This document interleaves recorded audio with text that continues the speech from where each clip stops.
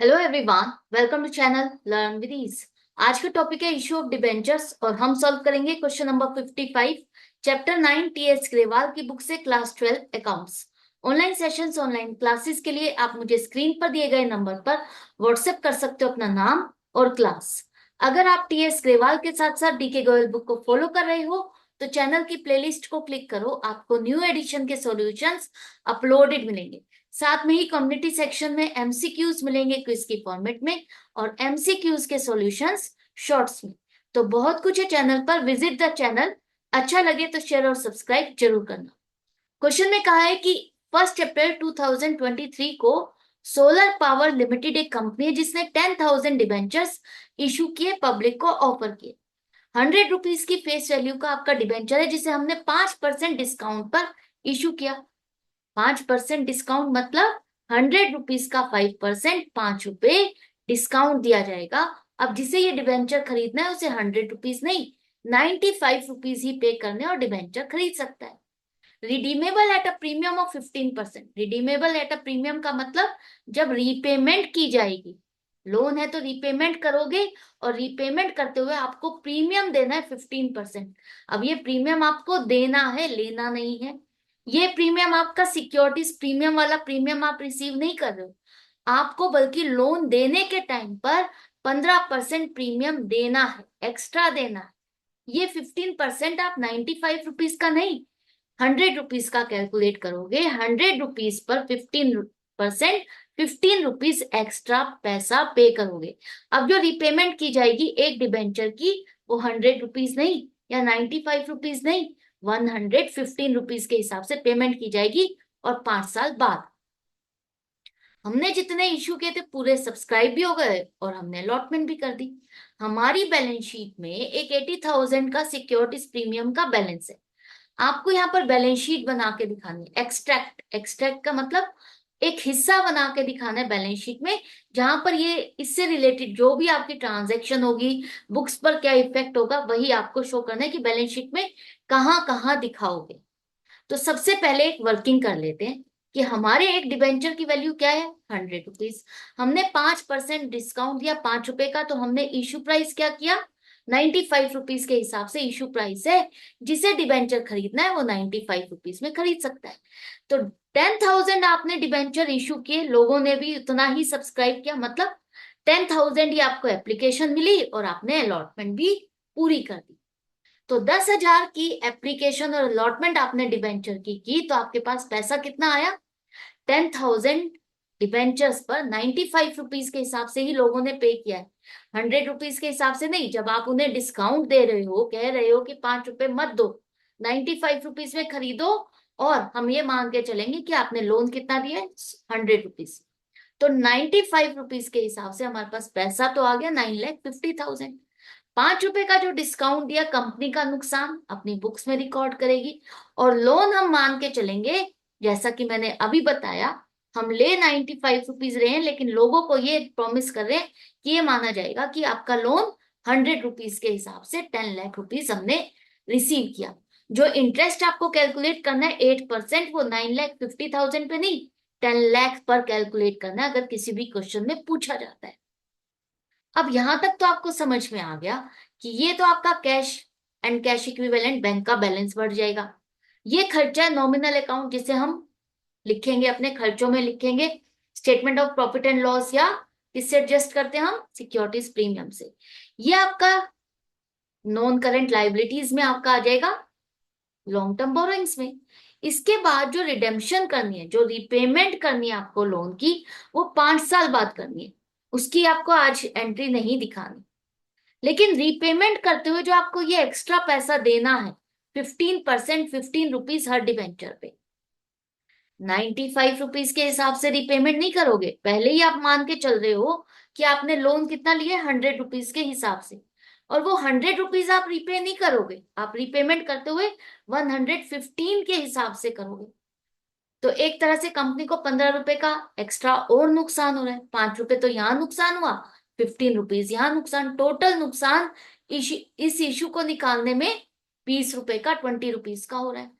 ये जो खर्चा है ये देना तो हमें 5 साल बाद है, लेकिन आज ही अगर अब आपको पता है कि मुझे रिडेम्पशन रीपेमेंट करते हुए ये एक्स्ट्रा पैसा देना होगा हर डिबेंचर पे, एक तरह से 1,50,000 का एक्स्ट्रा खर्चा हमें देना होगा, ये आज ही हमें पता है, डेफिनेट है, इतनी अमाउंट हमें देनी ही देनी है। तो accounting standards convention of conservatism के अकॉर्डिंग ये खर्चा आज आपको पता है, तो आज आज ही आप अपनी बुक्स में इसको रिकॉर्ड करोगे, चाहे देना हमें 5 साल बाद है। आज ही जाकर के हम डिबेंचर होल्डर्स के हाथ में नहीं थमाएंगे, तो ये खर्चा तो हमारी बुक्स में आ जाएगा। जो भी खर्चा है, 50,000 डिस्काउंट और रिडेम्पशन करते हुए 1,50,000, टोटल खर्चा 2 लाख रुपीज, हम अपनी बुक्स में जिस साल अलॉटमेंट करते हैं उसी साल इसको रिकॉर्ड करते हैं। इसके बाद ये जो प्रीमियम है आज नहीं देंगे हम, तब देंगे 5 साल बाद जब रीपेमेंट करेंगे। तब तक इसको कहाँ दिखाएं, ये तो चलो खर्चा डल गया, डेबिट हो गया। क्रेडिट भी तो आपको कुछ करना पड़ेगा, या तो बैंक या कैश अकाउंट होता है जब हम पेमेंट करते, लेकिन पेमेंट तो हम कर नहीं रहे। तो इसको क्या करेंगे हम अपनी बैलेंस शीट में अदर नॉन करेंट लाइबिलिटीज में दिखाओगे, क्योंकि 5 साल बाद पे करना है। तो प्रीमियम ऑन रिडेम्पशन 1,50,000 का आपका नॉन करेंट लाइबिलिटीज में अदर नॉन करेंट लाइबिलिटीज के अंडर शो किया जाएगा।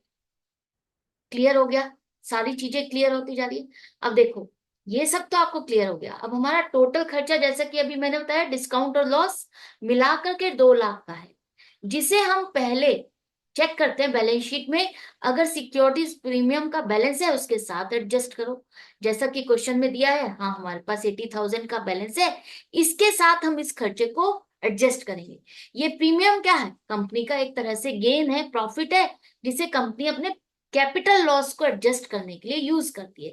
तो ये हमारा एक तरह से कैपिटल का ही तो लॉस है, तो इसको हम एडजस्ट करेंगे। बाकी जो और खर्चा बच गया उसे हम इस साल के statement of profit and loss में खर्चा बुक करेंगे। अब हमारे पास और इनकम की डिटेल तो है नहीं, तो ये टोटल क्या हो गया, एक तरह से खर्चा लॉस, पूरी डिटेल बन गई। अब देखो इसको बैलेंस शीट में कैसे दिखाओ। बैलेंस शीट बनाने से पहले आपको सारी डिटेल नोट्स टू अकाउंट में बनानी होती है, और ये आपको कंपल्सरीली बनानी ही बनानी है। आप इसको स्किप नहीं कर सकते। आप ये नहीं है कि मेन बैलेंस शीट का पेज बना दिया। बहुत सारे बच्चे स्टूडेंट्स मुझे मैसेज करते हैं कि नोट्स टू अकाउंट नहीं बनाए मैम, क्या ये जरूरी है बनाना? बिल्कुल डेफिनेटली ये बहुत जरूरी है बनाना। एक्चुअल में तो यही मेन पार्ट है, यहीं से तो फिगर आप उठा करके मेन पेज पर लेके जाओगे, यहीं पर तो कैलकुलेशंस है, यहीं से तो आप शो करोगे क्या चीज है। तो इसको जरूर से बनाना है आपको, इसको बिल्कुल भी स्किप नहीं करना। तो पहली चीज आपकी आएगी long term borrowings, 8% debentures, 10,000 debentures, 100 rupees face value, 10 lakh rupees. हम डिबेंचर्स को फेस वैल्यू से ही रिकॉर्ड करते हैं ना, कि हम लोन क्या मानेंगे 100 रुपीज के हिसाब से, 10 लाख रुपीज। इसके बाद जैसा कि मैंने कहा था, प्रीमियम ऑन रिडेम्पशन आज नहीं देंगे, 5 साल बाद देंगे। तो अदर लॉन्ग टर्म लाइबिलिटीज में आपका आएगा premium payable on redemption of debentures 1,50,000। और स्टेटमेंट एंड प्रॉफिट, अब देखो जो सिक्योरिटीज प्रीमियम का बैलेंस जो पिछले साल आ रहा था आपका 80,000, वो अब खत्म हो गया। अब बैलेंस शीट में आप उसे नहीं दिखाओगे, वो हमने यूज कर लिया पूरा का पूरा। और जो statement of profit and loss का आपका लॉस का बैलेंस है, उसे आप नेगेटिव का बैलेंस है ब्रैकेट में शो करो, 1,20,000 किस में, रिजर्व एंड सरप्लस। ये सभी चीजें नोट्स टू अकाउंट में हम डिटेल लिखते हैं कि क्या चीज है, किस नंबर पे है, उसी नंबर के अकॉर्डिंग हम अपनी बैलेंस शीट में इसको शो करेंगे। अब देखो इसके बाद आपका कैश एंड कैश इक्विवेलेंट, जो पैसा आपको रिसीव हुआ 9,50,000 से आपका बैंक का बैलेंस बढ़ गया, बैंक का बैलेंस 9,50,000। ये सारी चीजें आपने यहाँ पर कवर कर दिया। मेन पेज पर आ जाओ।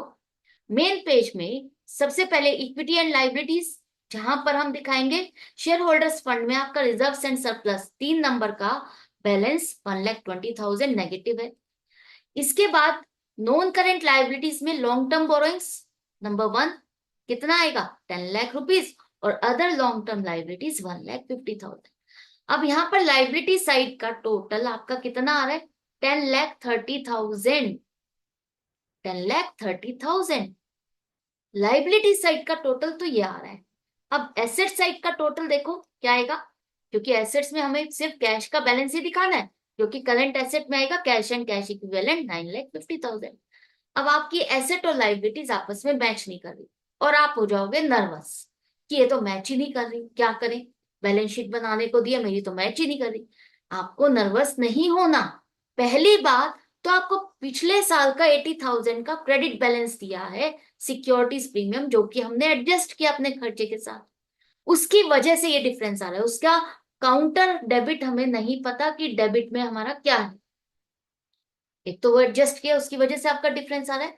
दूसरा, आपको क्वेश्चन में एक्सट्रैक्ट बनाने के लिए क्या है, एक्सट्रैक्ट का मतलब एक हिस्सा, बैलेंस शीट का वो हिस्सा जहां पर आपकी इन एंट्रीज, जो आपके ये ट्रांजेक्शन, आपने डिबेंचर इशू करना, रिडेम्पशन करना, डिस्काउंट, खर्चा जो भी आपका हुआ, उनका आपकी बैलेंस शीट में क्या इम्पैक्ट आएगा, कौन कौन से अकाउंट में आपका इम्पैक्ट आएगा, कहाँ उनको दिखाओगे, बस यही पूछा है।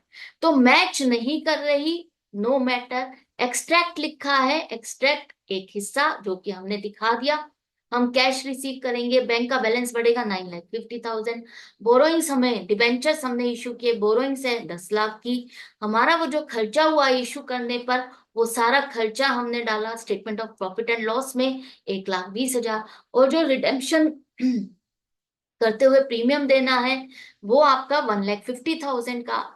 Other current liability, other non current liabilities, तो वो सारा कुछ आपने इस तरह से शो किया, वही शो करना था। आपसे पूछा था कि आपको इंफॉर्मेशन, आपकी नॉलेज कितनी है, आपको पता है कि बैलेंस शीट में कहाँ शो किया जाएगा, बस। और वो आपने दिखा दिया कि आपको आता है, आपको पता है फॉर्मेट क्या है। तो इसी तरह से कनेक्टेड रहो, सीखते रहो, बस। इसी तरह से कॉन्फिडेंस लेवल इंक्रीज होता जाएगा। हम मिलेंगे नेक्स्ट वीडियो में नेक्स्ट क्वेश्चन के साथ। आई होप आपको अच्छा लग रहा है सीखने में, मजा भी आ रहा है। Good bye and take care.